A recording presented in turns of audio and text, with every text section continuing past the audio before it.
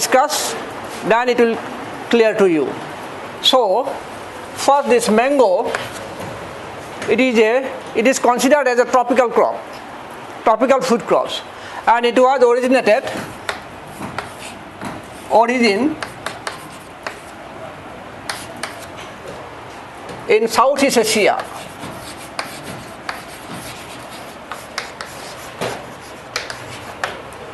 Especially in Myanmar, Thailand,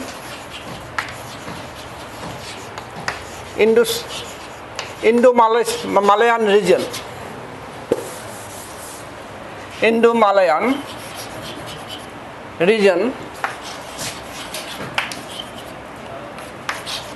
Philippines, and New Guinea.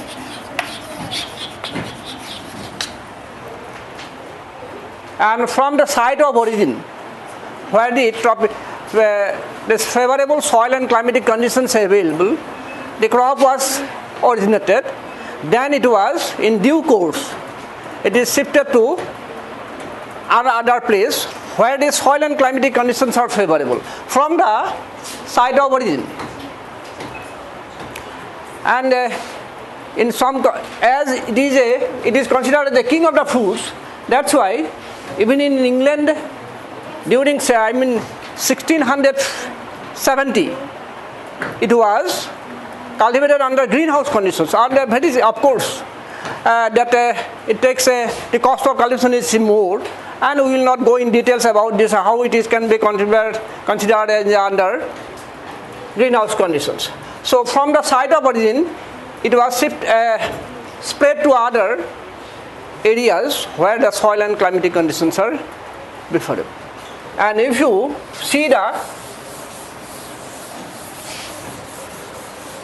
history, then you will find that the records suggest that the mango crop was cultivated in India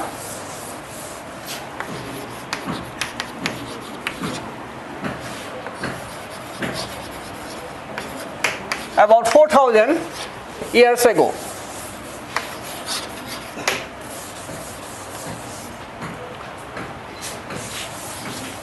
And we will not go in details about the history and at the time how this emperors, kings and other common peoples prefer the crops. But one thing is clear, that due to some special characteristics of the fruit crops, right from the common people to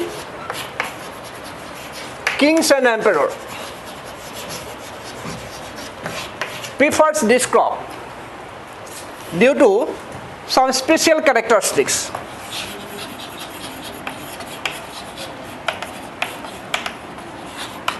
Due to some special characteristics, that is delicious nature, luscious taste,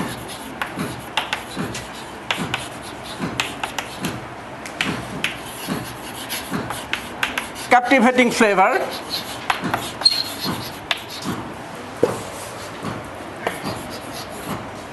and high nutritive value.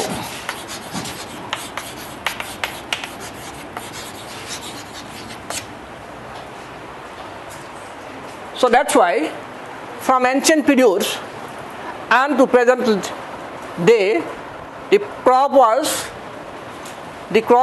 preferred by all sections of peoples, from common people to kings and emperors, due to this delicious nature of the fruits, luscious taste, and having very pleasant flavor.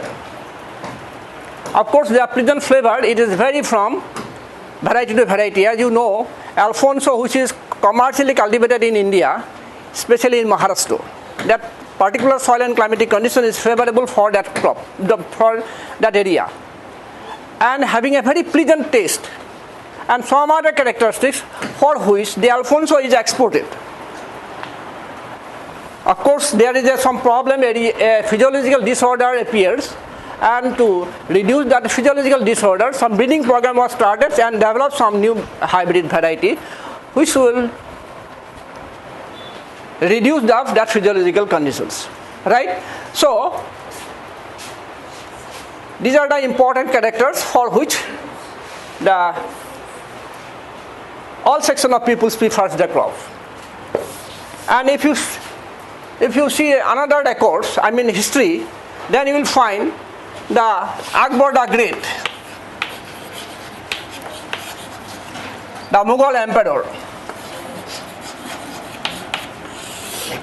Akbar the Great, during his periods, he established a mango orchards. He established a mango orchards of 1 lakh plant. Of 1 lakh plant in Darbhanga district of Bihar.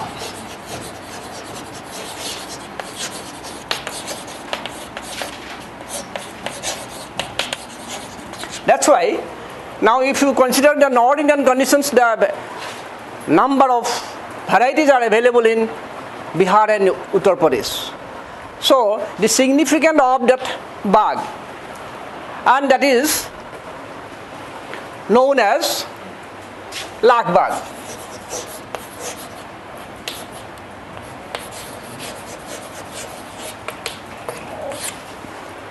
One lakh plants of mango plants was cultivated in an area, so it is considered, it is known as lakh bag. And the significance of that mango orchard is that when it was established, at the time no scientific approach for systematic cultivation.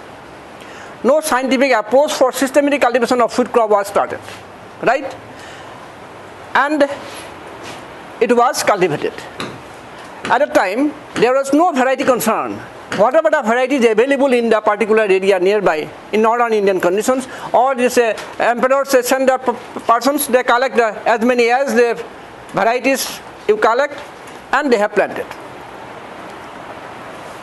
So I want to signify that this is only why at the time it was important, because it is preferred, the fruit is preferred by all section of peoples, not only the ripe fruits, but it is the immature fruits, young fruits, you can say green fruits, that is also used for various purposes.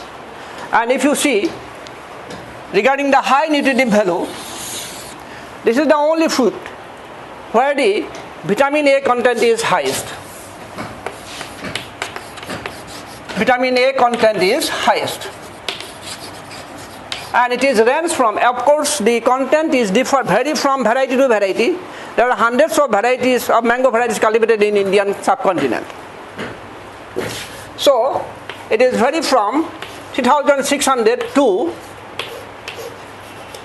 16,860 international unit, that is beta carotenoids. And if you see this composition of the young and mature fruits, ripe fruits, then you will find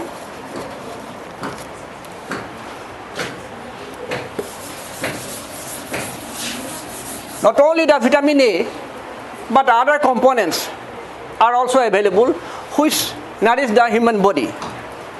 That's why the nutritive value of the fruit crops in case of unripe fruits, that is immature fruits, which is mostly used for pickle preparation.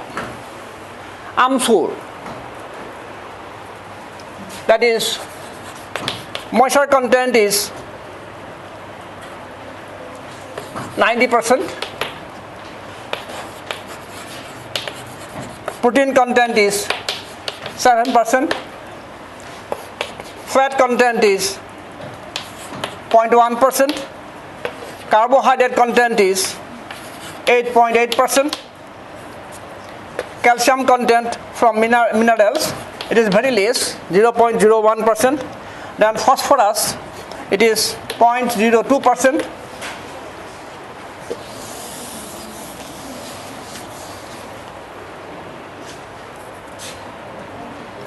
iron content is 4.5 milligram, and vitamin A content, it is less as it is a immature food, so 150 international unit. As you know, this beta carotene is measured as international units. Then riboflavin, vitamin B complex, that is 30 milligram, and vitamin C content is only 3 milligram, very less amounts. But in case of ripe fruits,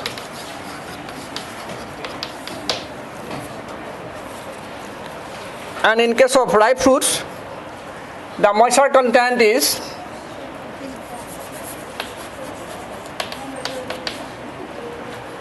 vary from 78 to 84%.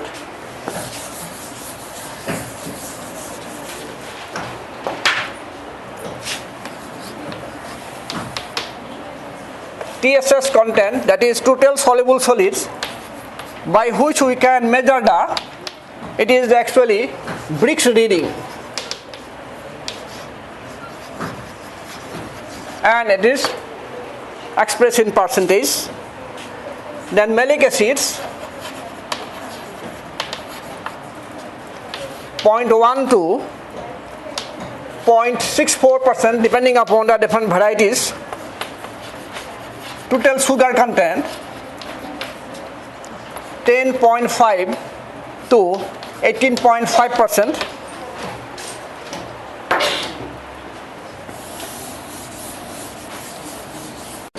And vitamin A content, it is 3,500 to approximately say 17,000 international unit. Then protein content, 0.38 to 0.65%. And carbohydrate content, it is related to the sugars, that is range from 15 to 22%.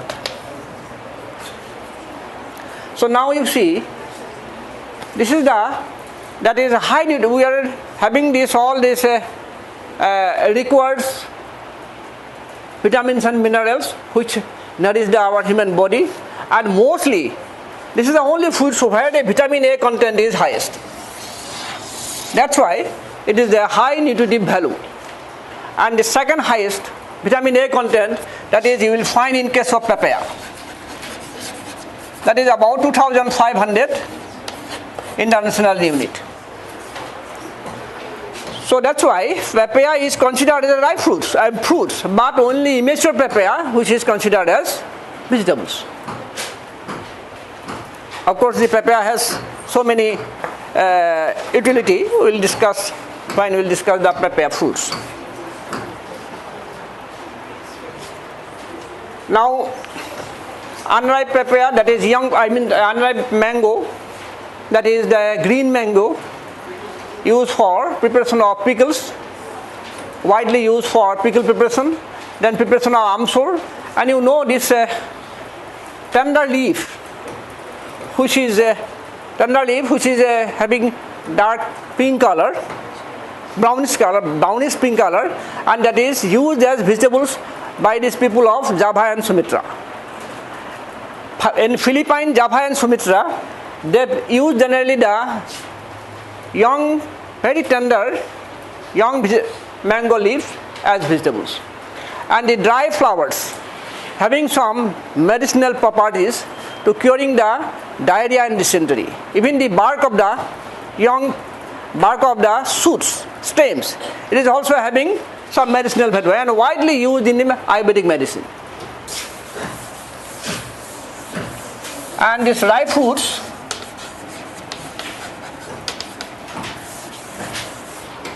it is as dessert and for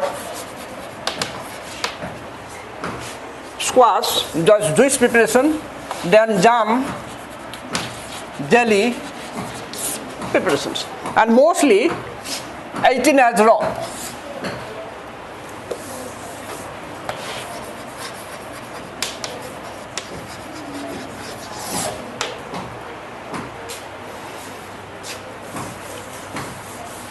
Now, what is the soil requirement for this crop?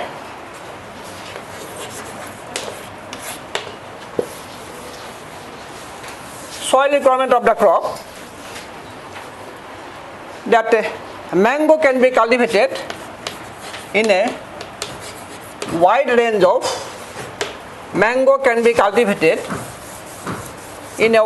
of soil condition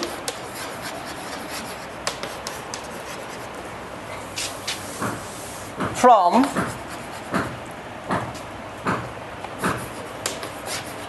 light loamy to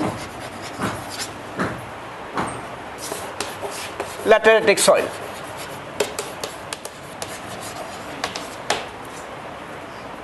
Except black cotton soil, because the black cotton soil is not suitable for mango cultivation.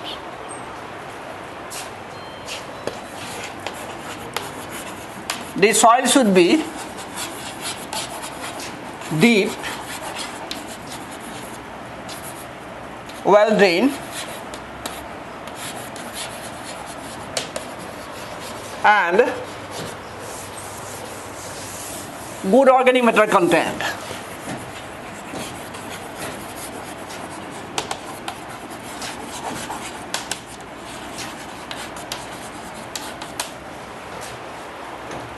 The crop prefers a slight acidic conditions.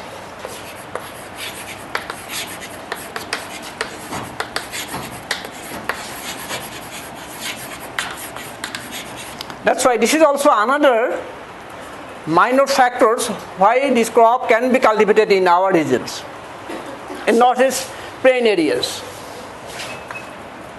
Slight acidic soil condition, and it does not do well, it does not grow well, it means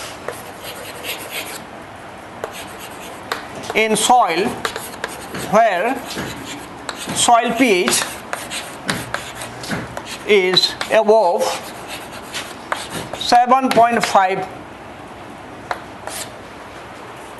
That is, at high alkaline soil conditions, it cannot be cultivated properly. Then regarding the climate,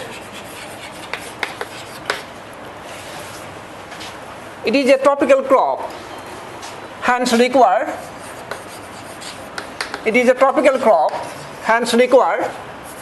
tropical climate. But can also be cultivated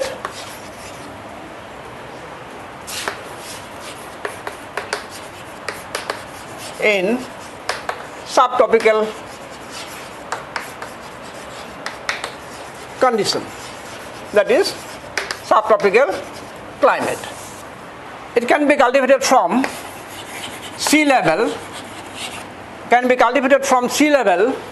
to an altitude of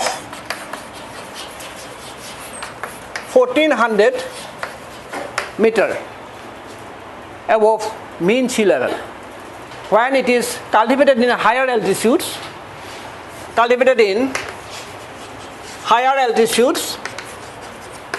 there must be a sufficient organic matter content, and the soil substrate should be a bit deeper, at least 1 meter depth. If there is a very rocky area, then it is not suitable for its cultivation. It requires optimum temperature 24 degrees centigrade to 27 degrees centigrade. But it can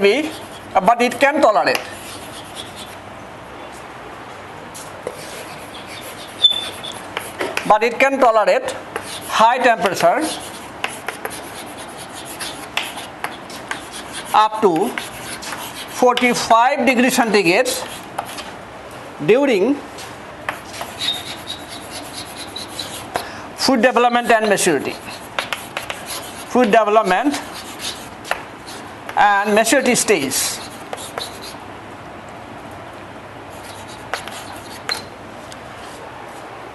And if there is a high temperature received by the mango crop during the food development periods, generally in the May, June, then due to high temperature, it hastens the maturity. Hasten maturity and increase food size and quality.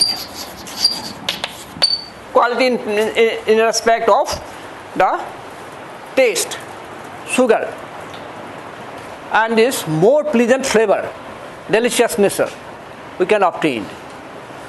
But when there is a rainy areas during the maturity stage, ripening stage, of course it is a climatic foods. At proper ripening stage, it should be harvested and kept in a cool, dry conditions under environmental temperature. Then it will gradually ripen. That the environmental temperature, room temperature, will help for changing of physiological processes, biochemical changes in the fruits. Then it will turn into ripening stage. So that high temperature, it is hasten the maturity and increase the quality and size, and that also give the brilliant color of the skin, attractive color. And of course, I have mentioned already that Alfonso, it is a variety where this attractive color, because that will attract the customers, because the people prefer only the very pleasant flavor, attractive color, good pulp, all these factors by which the selling factors is generally determined. But at the time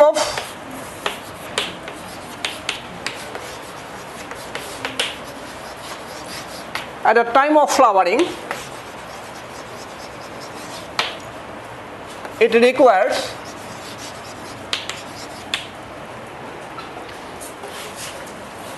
bright sunshine hours,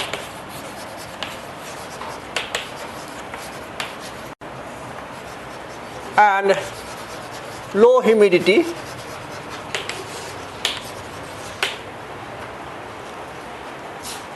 for better fruit setting.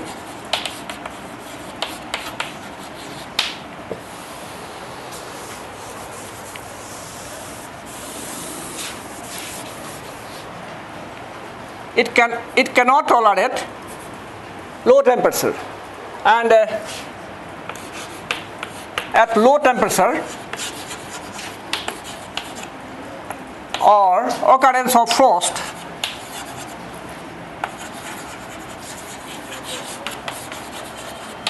or rainy periods, which is generally prevailing in northeast region, are not required. Or you can say that that is the low temperature or occurrence of frost or snowfall or rainy periods during flowering. During flowering,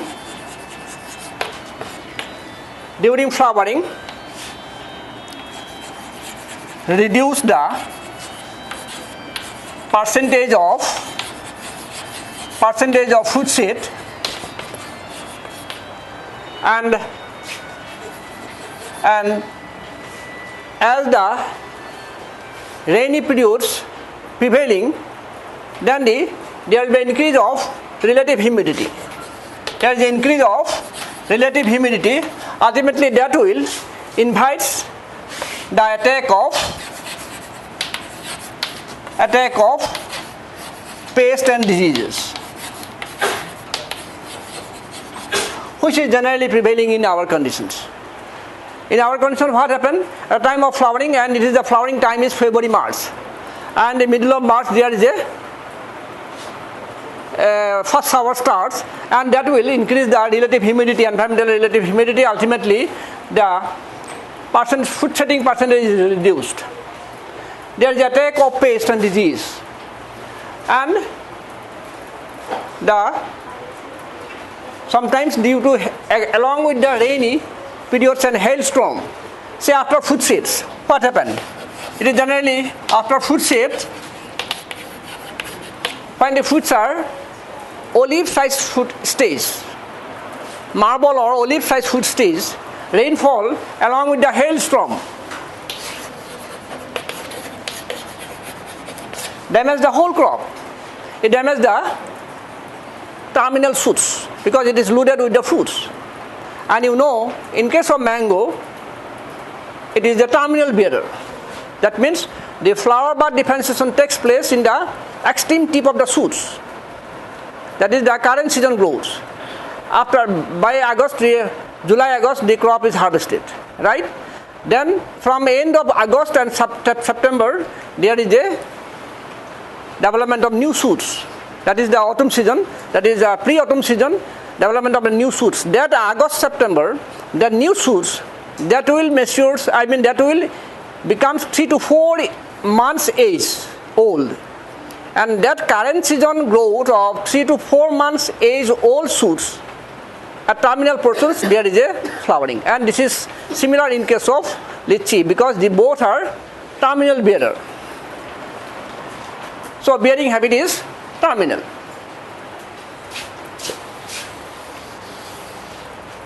And regarding the rainfall,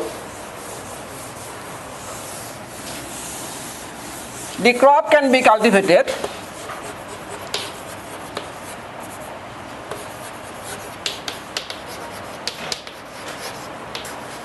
in areas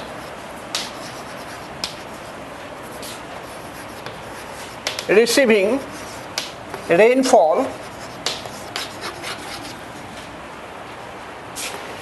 as low as 25 centimeter and as high as 250 centimeter. So this is the range. That means from 25 centimeter annual rainfall 25 to 250 centimeters. However, when there is a high rainfall 250 centimeters annum, it requires a good drainage system. It requires, generally mango is cultivated in a high area, highland, and it requires drainage system.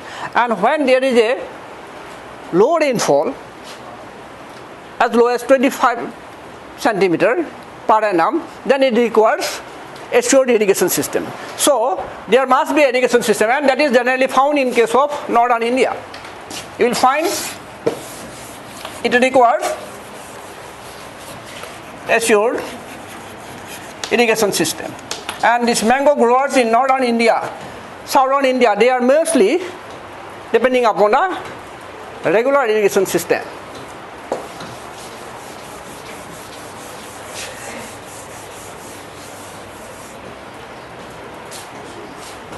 Now regarding this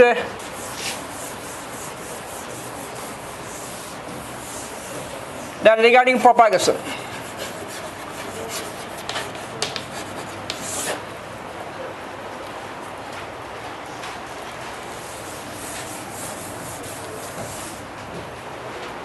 Of course,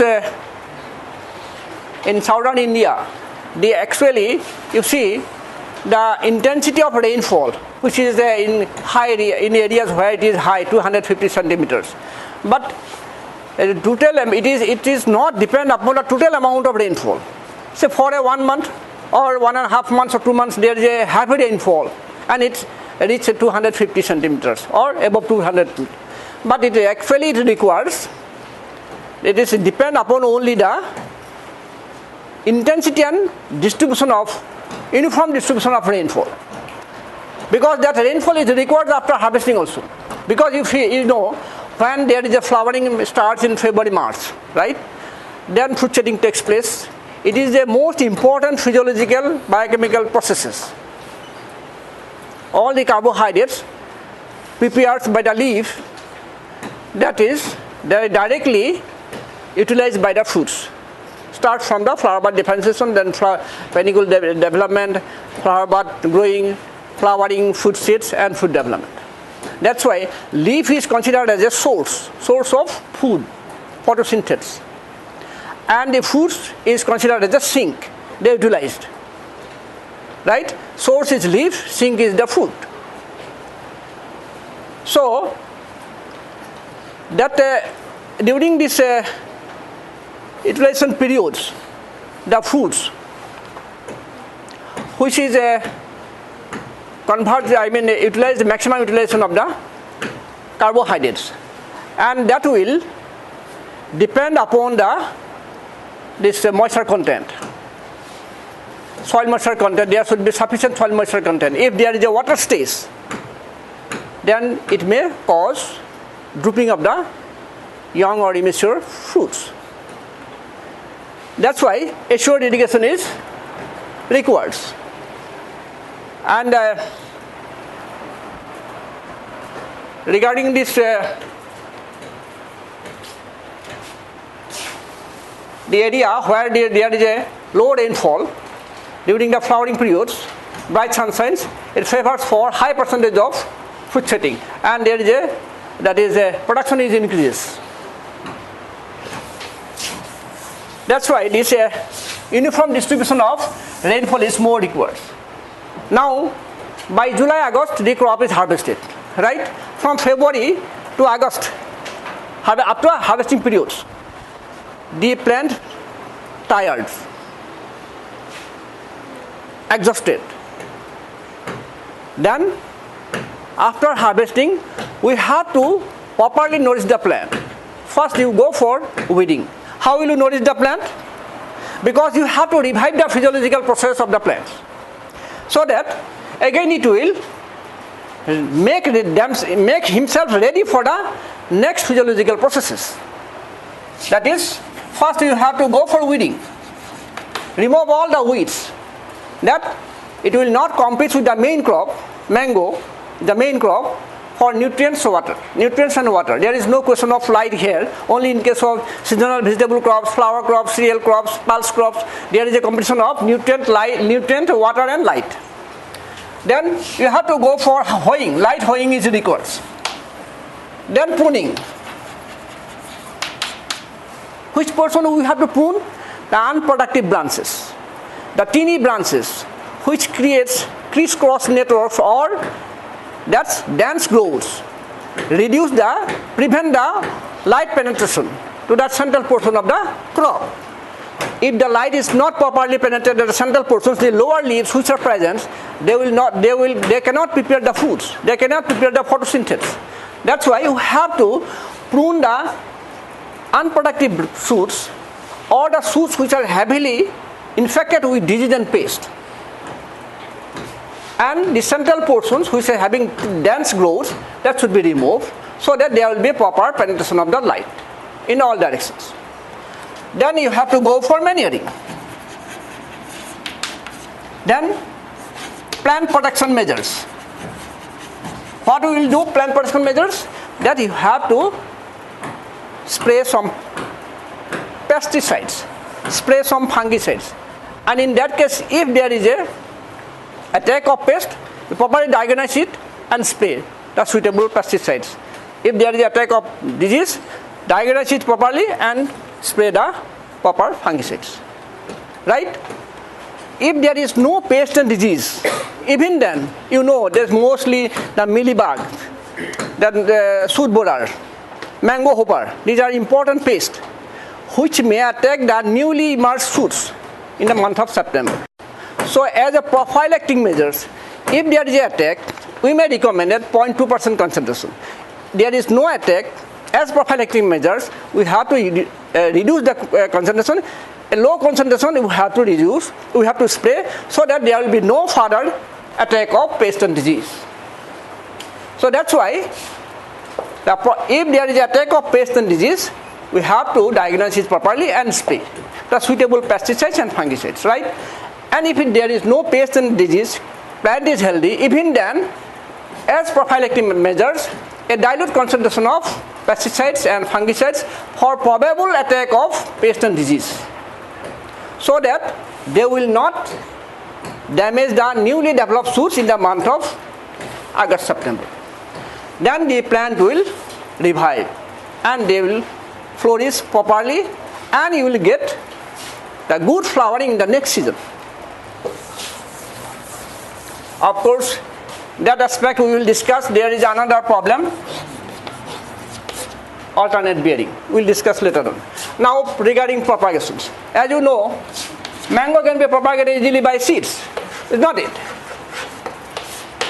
But if you propagate it by seeds, you cannot grade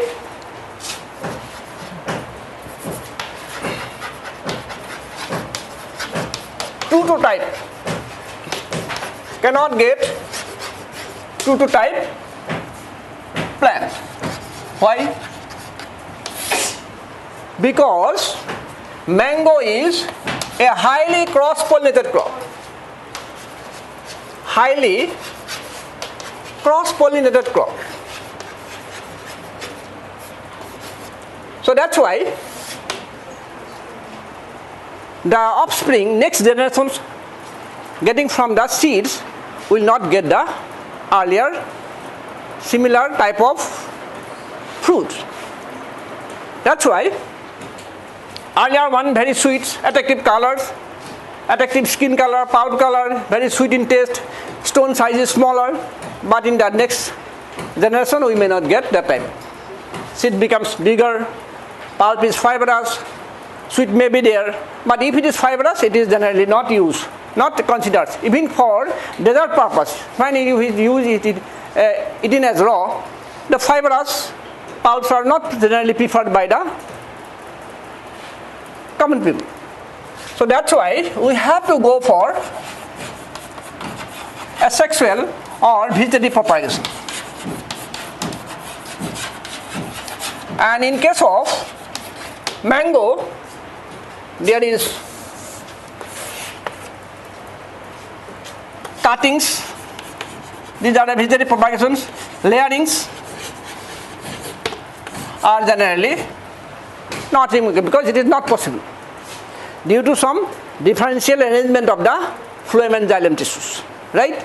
So by cuttings and layerings, it cannot be propagated. That's why we have to go for alternative is grafting. So mango is propagated mainly by grafting process, and there are about 10 numbers of different grafting process, grafting methods, right? Side grafting, veneer grafting, then saddle grafting, bees grafting, top working, wedge grafting. So in this way you will find there are about 8 to 10 numbers of grafting process. Only the veneer grafting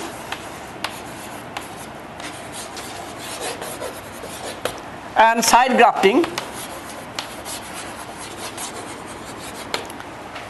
is recommended. And nowadays, besides veneer grafting and side grafting, another important is epicotyle grafting.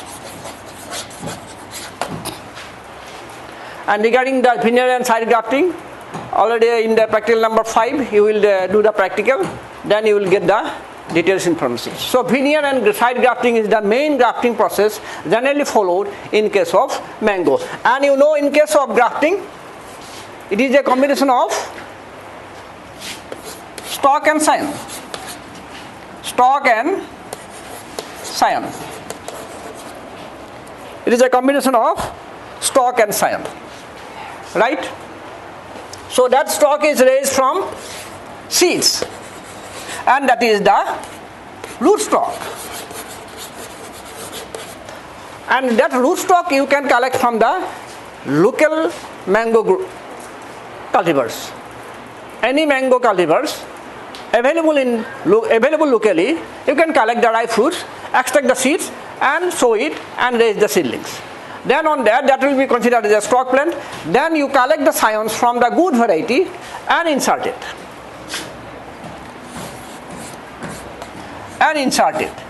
So you cut at a particular stage, then insert the another one, bind it here, then it will grow. So that is combination of stock and scion. Now this apical grafting. In veneer and side grafting, what happened?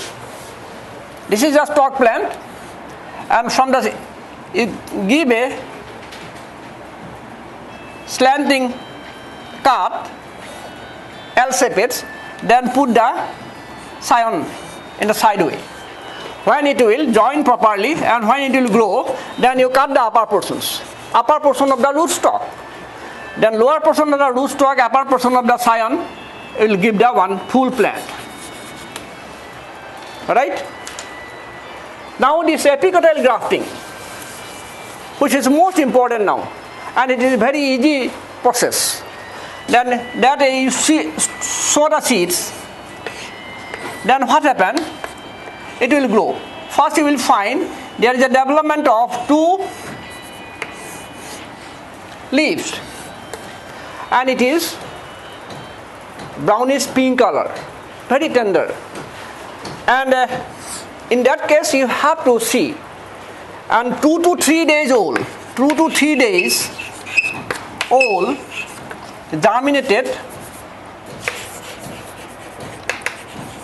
germinated seeds is used for apical grafting. At this stage, the seedling will not take any advantage from the soil. It takes all the nutrients from the cotyledon. That's why there is a vigorous growth. And you will find that after 5-6 days, the dark brown pink color will be converted into green color. So at that stage it is very tender. So the 2 to 3 days old sprouted mango stone collected carefully from the nursery. 2 to 3 days old mango stone or mango seeds sprouted, carefully collected from the stone. And if you collect the stone, automatically it will come out without any damage, because the roots are just initiates. Then bring to the laboratory or to a convenient place. It may not be a laboratory. If it is laboratory, well and good, or in a convenient place, in the orchards, in the nursery, and in a table, so that at eye level you can do the operation carefully. Now you have to give a slanting cut, and that portions about 6 to 8 centimeter above the stone, right? Or you can give a V-shaped cut, either slanting cut or V-shaped cut according to the diameter of the girth of the shoots, right? Girth of the rootstock as well as the scion. Now you insert the original scion. You insert the scion and give this type of cut so that it will fit it properly. Or in this case, you have to give it a slanting cut in this way so that it will fit it properly. Then you wrap it with polythene sheets. Small polythene wrap, only 1 centimeter depth, 1 centimeter breadth, yes. Then here this seed stone is there, and you kept in a moist area for about 4-5 days.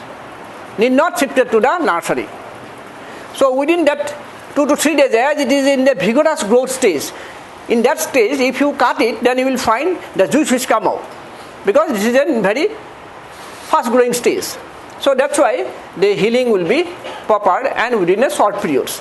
And that's why you will find that is 95% success in epicotyle grafting. That's why, what happened, how it is possible? Say crop is harvested by July, right? You extract the seeds, clean it, wash it, clean it, and sow in the nursery. It will take about 15, 20, 25 days. In the meantime, in the month of August, there is a new sprouting in the good scion plant.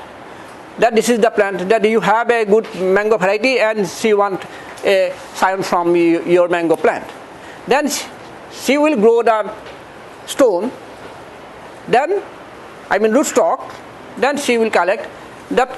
So by first week of August or middle week of August, there is a development of sprouting, and in the meantime in the scion plant also, existing plant which is a good variety, having also new sprouts, tender sprouts. So you, with the help of a blade, sharp blade, you cut it, and you can cut 4, 5, 6 numbers of scion shoots, youngly very tender shoots, and you fix with the scion stone rootstock, which one is fitted the similar guard.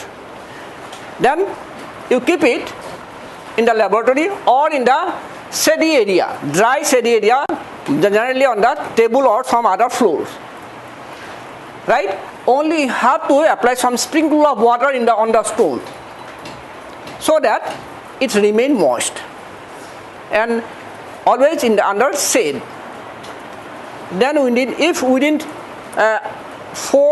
to 4 days after operation, if new shoots are developed, that it is success. Then after 10 days, 8 to 10 days of operation, carefully shifted to the nursery. Make a small pit with your hand or khurpi, then planted the grafted seedling. Prepare a mango orchards. Then you collect the planting materials of particular variety. Then number 2, you have to consider whether I will go for rectangular methods or triangular methods or square methods. But generally in case of mango, square and rectangular method is preferred. So say generally on conventional methods it is 10 into 10 meter or 10 into 8 meter rectangular methods or 8 into 8 meter spacing.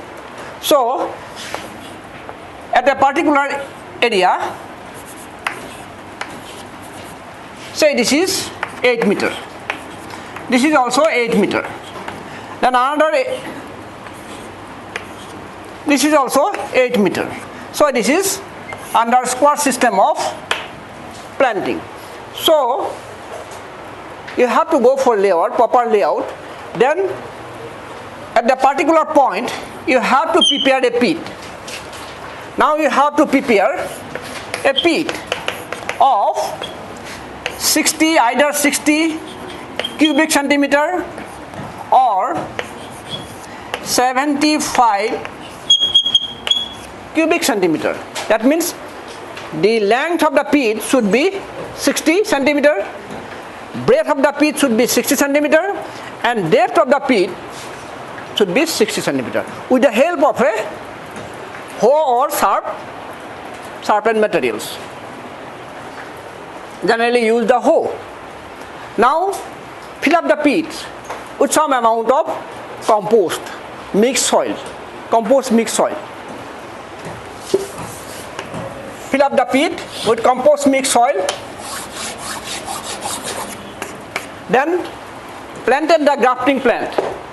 Planted the grafting plant, either developed from veneer grafting, side grafting or epicotyle grafting. At the middle of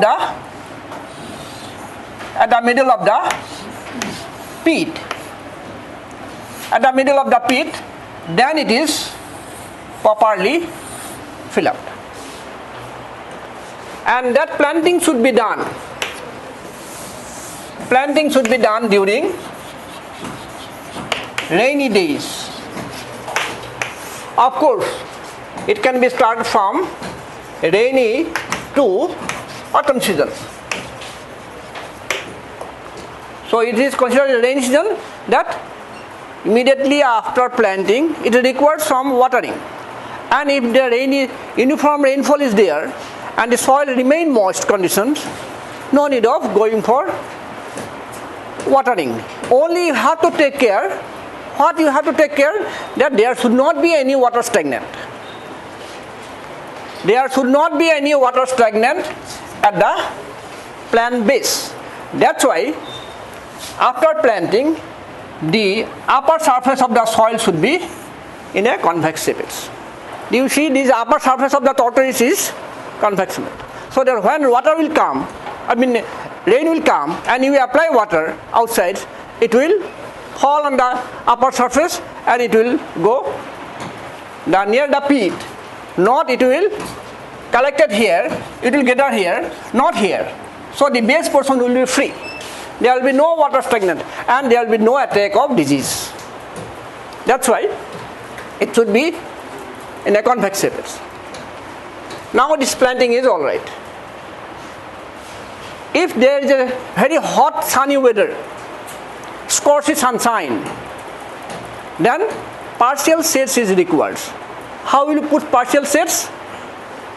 You can bring some branches of forest tree, or you can collect some coconut leaf, arecanut leaf, and you can give a cover, partial cover, for about at least 15 to 20 days. Within the meantime, it will be established and then the partial shade will be not required and it will grow automatically.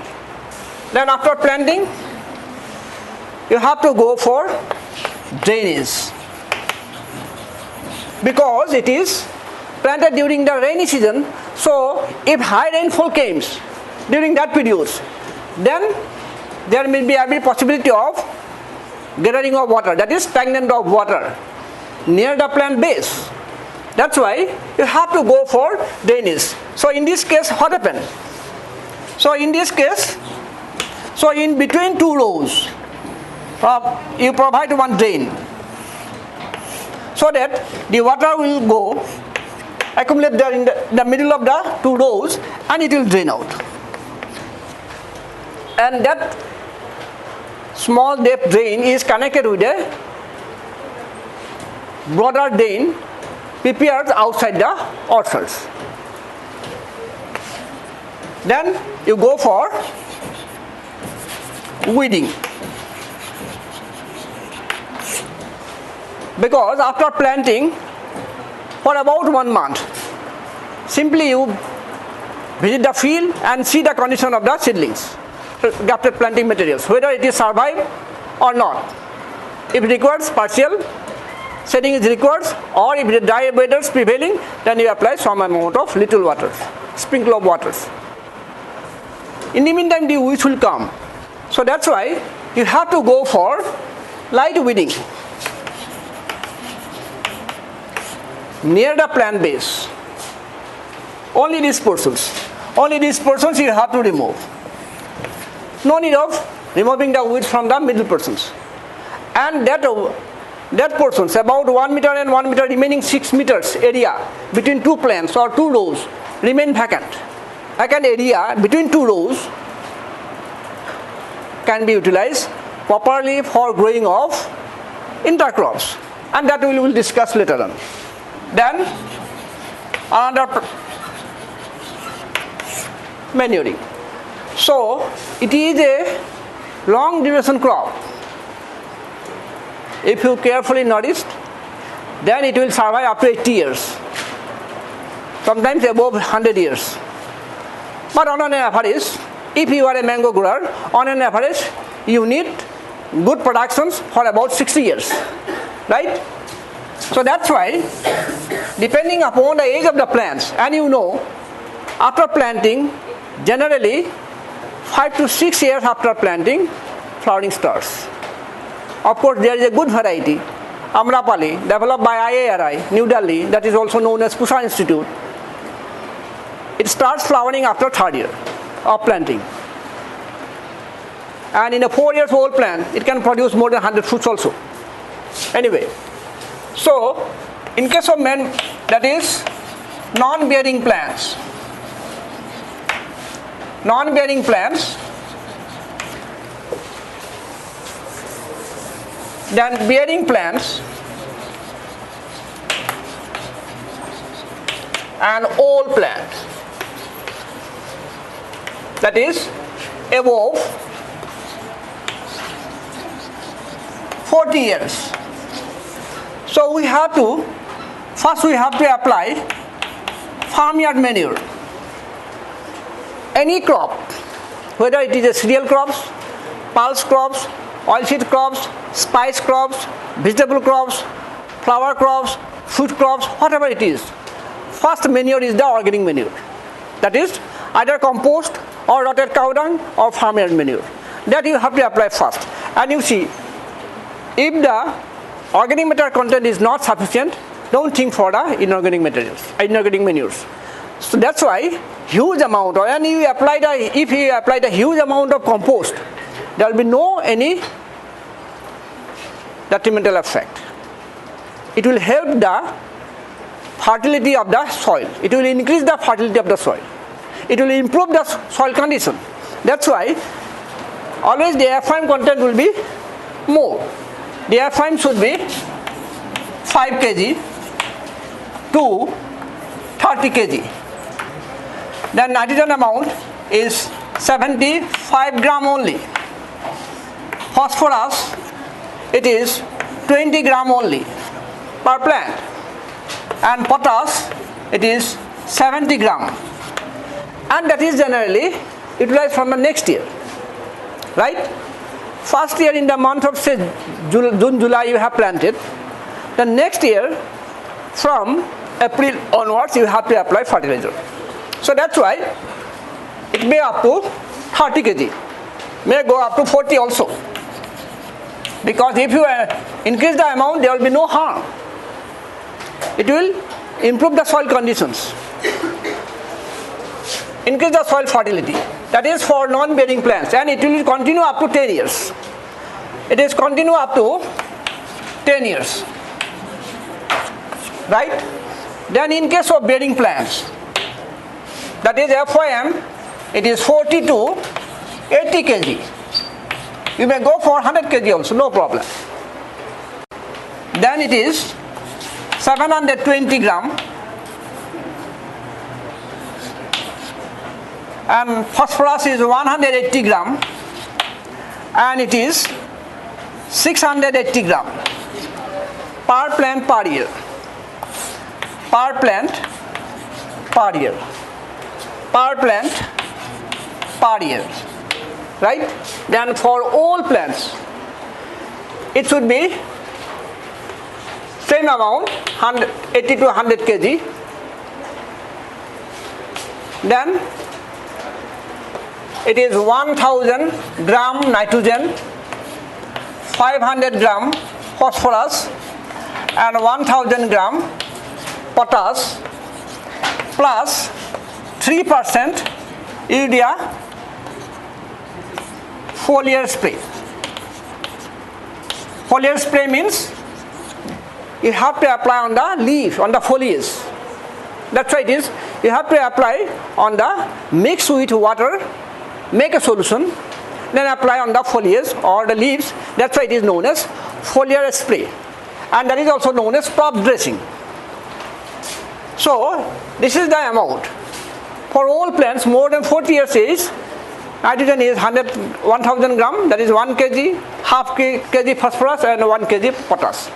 And additional of that soil application, these are all soil application, and this is foliar applications. Now these all fertilizers are applied in 2 split doses. That means you have to make into 2 equal halves. Make into 2 equal halves. So half of FYM, half of nitrogen, half of phosphorus, half of potash. Right? That is 1 split. And remaining half of NPK and FYM will be second split. Though this first 1 split should be applied in the month of